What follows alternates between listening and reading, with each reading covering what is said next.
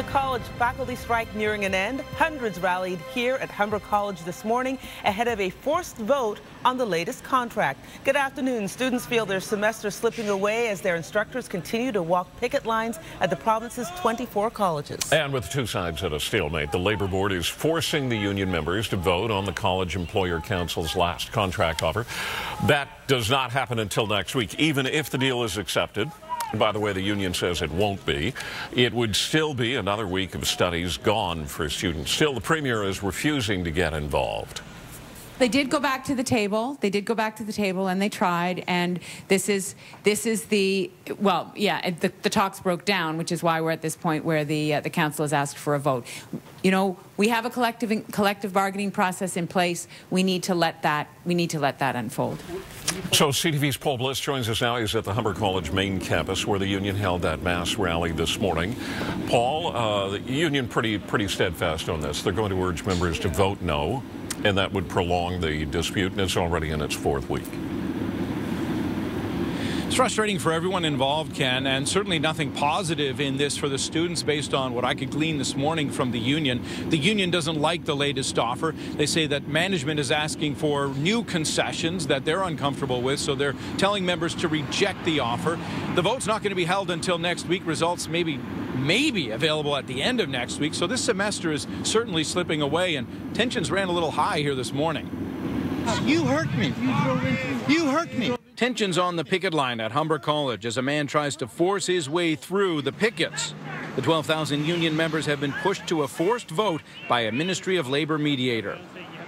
Well, I think the mood, I'll answer that first. The mood is very disappointed, extremely disappointed. That's one reason we're doing what we're doing today, to indicate that disappointment, because we felt that an agreement was very close. Students are on the verge of losing their semester as the strike drags on. The union leaders are asking their members to reject the college's latest offer. This student backs her teachers.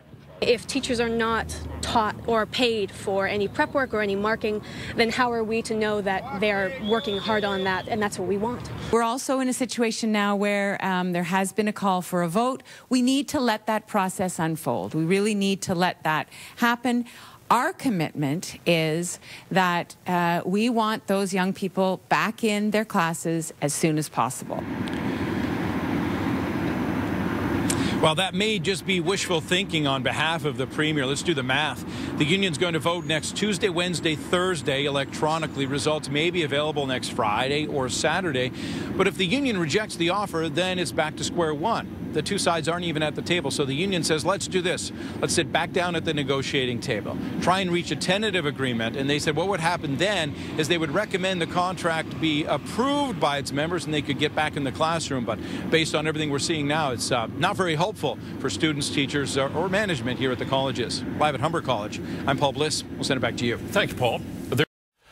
Updating our top story, the ongoing college faculty strike. Union members are being forced to vote on the latest contract offer. Paul Bliss joins us once again to talk about this. Paul, obviously not necessarily a positive sign for students because the union's been pretty clear about how it feels about the offer.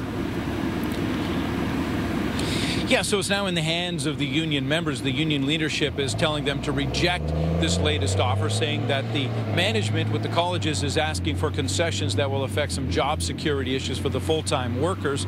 I'm also saying that they're stuck on some other issues. But the math here is pretty grim for the students. Let's look forward to next week. The union's going to vote on this Tuesday, Wednesday, Thursday of next week. It's going to vote electronically.